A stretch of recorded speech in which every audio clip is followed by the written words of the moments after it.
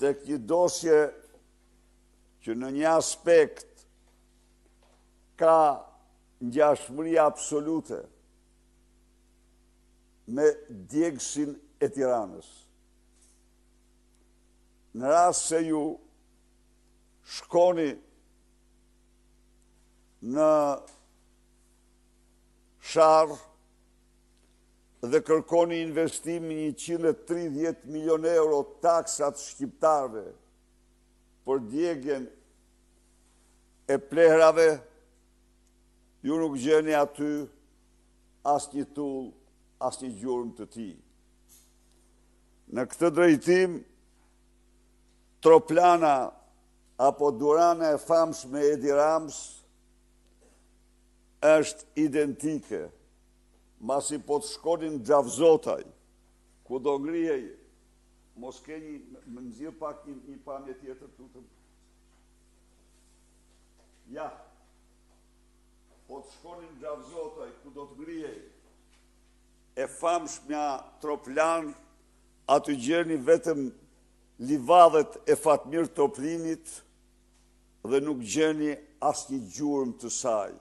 Ndërkohë, me këtë etiket, me Duran, janë vjedhur shpërdoruar, janë vjedhur 100 milion euro taksa, që të gjitha pronë e qytetarëve shqiptarë. Taksa të mbi 50 kompanive të përzgjedhura një nga një për t'i paguar taksen jo tatimeve, por për t'i paguar taksen sarajeve të Surrelit,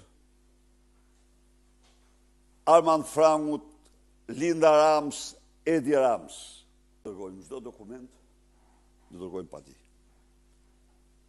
Ne kemi dërguar, pavarësisht se për një kohë të gjatë, Dumani ka konservuar ato dhe ka bërë çdo gjë që të mos përfillen. Por padit tona janë absolutisht të bazuara katërcipërisht në ligj dhe të pakundërshtueshme. Ne do i dërgojmë. Aty mbeten, të gjitha i kemi aty. Edi Rama dhe Altin Dumani mendojnë se mund të shpëtojnë nga